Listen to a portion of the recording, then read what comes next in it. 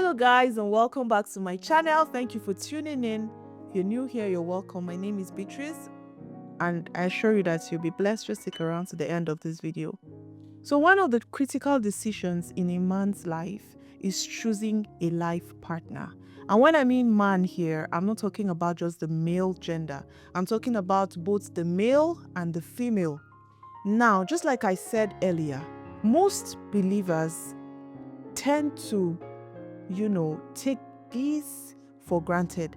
And I feel that it shouldn't be so. Why? Because this is somebody that you end up eventually spending the rest of your life with.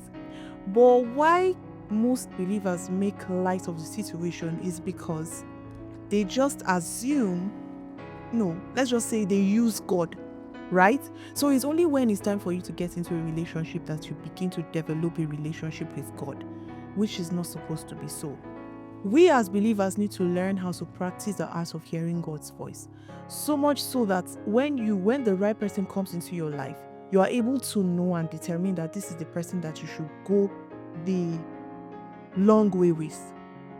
So Bible says that the sheep hear his voice and they know him. Bible also says that he leads me and he guides me. It means that if you have a relationship with God, choosing a partner wouldn't be such a difficult task to do. So instead of being lazy and waiting up until it's time to choose a life partner, then you begin to develop the art of hearing God's voice. See, the devil will mess with you and you will end up being in an ugly or terrible situation. Haven't you heard, or are you not surprised that most people get into relationships these days, get into marriage, and then a year later they are divorced, and you ask them, or during counseling sessions, or during whatever it is, they are being asked, did God tell you that this person is your wife? Or did God say that this is the person that you're supposed to eventually end up with? Most people say, yes, I heard God. Yes, I heard God. Most people even use fleece because of laziness. If it's my husband, let him wear a black trouser to church today. If she's my wife, let her pack her hair in a certain way. Well, that is good though, but that is not the best way to hear God.